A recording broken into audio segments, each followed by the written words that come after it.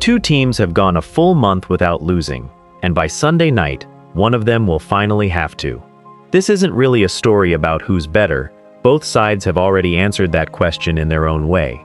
It's a story about which weapon lands first, because Spain and Argentina are walking into New York, New Jersey Stadium, each carrying something the other genuinely doesn't have an answer for. This is the biggest World Cup there's ever been, the first with 48 teams.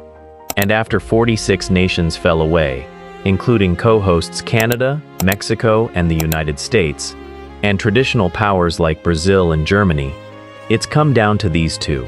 Argentina are chasing a fourth star and a piece of history nobody's touched since Brazil in 1962. Back-to-back World Cup titles.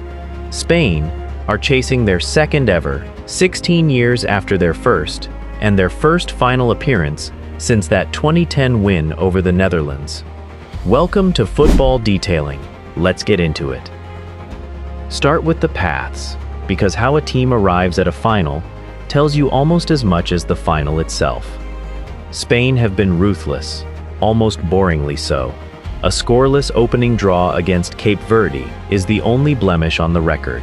Everything since has been demolition. A 3-0 dismantling of Austria, a 1-0 win over Portugal that closed the book on Cristiano Ronaldo's international career. Then Belgium in the quarterfinal, a game Spain were controlling for long stretches before Charles de Ketelaere headed in an equalizer against the run of play, the first goal Spain had conceded all tournament. It took a late substitute, Mikel Merino, to settle it, popping up in the 88th minute to bury a rebound off the Belgian goalkeeper's spilled save. It's practically becoming his party trick. He did the exact same thing to eliminate host nation Germany from a corner in extra time at Euro 2024. Then Tuesday against France in the semi-final, Spain were the dominant side from the first whistle, with Mikel Oyarzabal converting an early penalty and Pedro Porro doubling it in the second half to send Kylian Mbappe and the reigning runners-up home. Here's the number that should worry Argentina. Spain have conceded exactly 1 goal across 6 knockout and group matches combined. Not luck, a system. Argentina's road looks nothing like that, and it's been a lot more stressful to watch. They also won every match, topping their group over Algeria, Austria, and Jordan. But the knockouts have been one heart-and-mouth night after another. Against Egypt in the round of 16, they trailed 2-0 with barely 10 minutes left. Messi had even seen a penalty saved before that, and somehow scored 3 times in the final 11 minutes. Messi's equalizer arriving as his 21st career World Cup goal, a record, and his 9th straight World Cup match with a goal, before Enzo Fernandez headed in the winner in stoppage time. Then the quarterfinal against Switzerland went to extra time after Argentina, playing most of the second half with a man advantage following a Swiss red card, still couldn't find a way through, until Julian Alvarez curled in a 25-yard screamer in the 112th minute, and Lautaro Martinez added a second in the 121st. That result also ended Messi's scoring streak, the first knockout match this tournament in which he didn't find the net himself. Then the semi-final against England, where Messi went the other way and turned provider, setting up both Enzo Fernandez and Lautaro Martinez inside 7 second-half minutes to complete a comeback from a goal down. Same record as Spain on paper, 6 wins, 0 losses. A completely different story underneath. Spain are a possession machine built on control. Rodri and Martin Zubimendi sit deep as a double pivot, dictating tempo, while Marc Cucurella and Pedro Porro push high and wide, stretching the pitch until something gives. It's suffocating by design. Teams that sit back and try to absorb it tend to get picked apart eventually, because Spain will simply keep the ball long enough that somebody breaks first. Argentina are the opposite animal. They're built for transition. Messi drops into the pockets between the lines to collect it. Enzo Fernandez and Alexis Mac Allister look to spring passes forward the instant possession turns over, and Julian Alvarez and Lautaro Martinez are built to sprint into the space behind. Argentina don't need the ball for long stretches.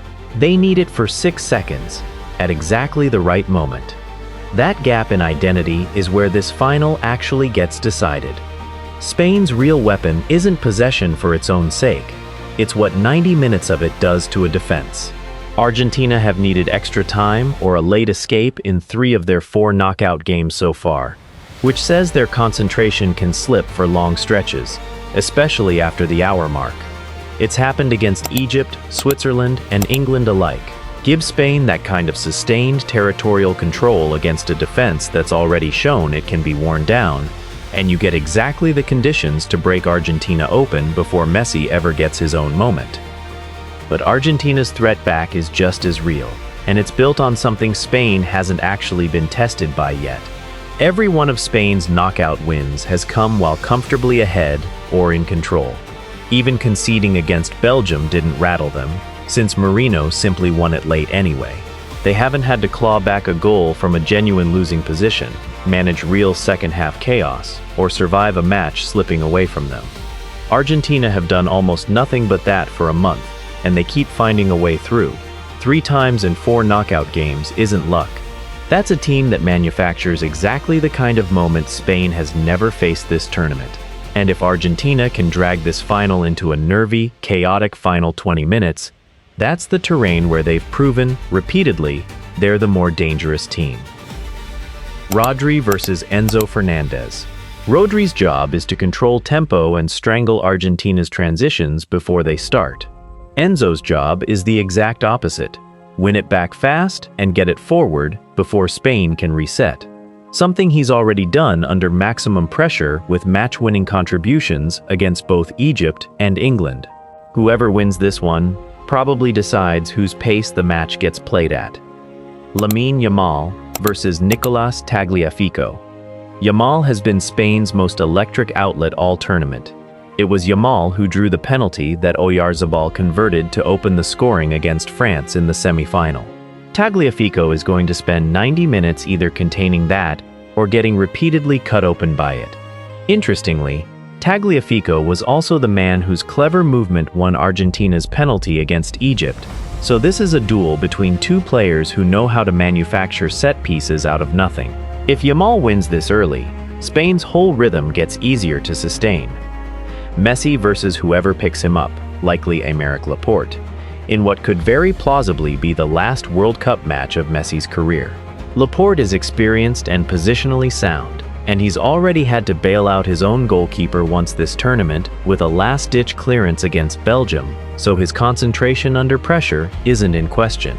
But Messi has never needed pace or power to hurt someone. He needs half a yard between the lines, and finding that half yard against a settled, patient backline has been the hardest part of his entire tournament. It's exactly what nearly kept him off the score sheet against Egypt before he finally broke through. There's something genuinely rare buried in all this tactical detail. Messi and Yamal have never actually faced each other on a football pitch before, at any level, in any competition. A finalissima between these 2 nations was scheduled for this past March in Qatar. The exact matchup fans wanted early, but it was canceled outright over the security situation in the region at the time. So Sunday isn't a rematch of anything. It's the very first time these 2 share a pitch, and it's happening on the biggest stage there is. And there's a strange bit of symmetry to it. Long before either of them were rivals, Yamal's family won a charity raffle organized by a Spanish newspaper and UNICEF that landed them a photo shoot with a young Messi. Yamal was still a baby, cradled in Messi's arms. That photo resurfaced and went viral after Yamal's father shared it following the 2024 Euros. Almost 20 years after that picture was taken, the baby in Messi's arms and Messi himself are about to face off for a World Cup. If you want someone besides the 2 obvious superstars who could decide this, watch Mikel Oyarzabal. For Spain, he's not the flashiest name in that squad, but he's quietly been their most productive finisher all tournament. 5 goals in the run to the final, 3 of them in the knockout rounds alone. This isn't new for him, either. He was the man who scored the winning goal in Spain's Euro 2024 final victory over England in Berlin. He's the kind of player a defense forgets to plan for right up until he punishes them for it. For Argentina, Watch Julian Alvarez. He's played slightly in Messi's shadow all tournament, but it was his extra-time golazo from 25 yards, followed by Lautaro Martinez's insurance goal, that got Argentina through their toughest test of the run, against a Switzerland side that had made its own deepest run since 1954. If Messi does get shut down by Laporte and Spain's backline, Alvarez is exactly the kind of player who can decide it on his own.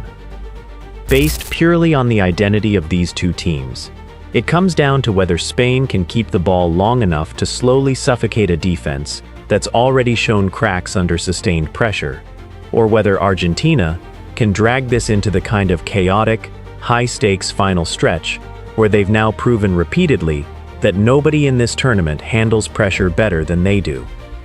Spain have the cleaner, more dominant path on paper. 1 goal conceded in 6 matches is as close to a flawless defensive record as you'll see in a World Cup. Argentina have the far scarier recent history of finding a way through, regardless of the scoreline, and a captain playing what may be his final World Cup match, with everything still to prove. Whichever threat actually lands first on Sunday night probably decides who lifts the trophy. If you enjoyed this breakdown, subscribe to Football Detailing for more tactical deep dives, and let me know in the comments who you've got on Sunday.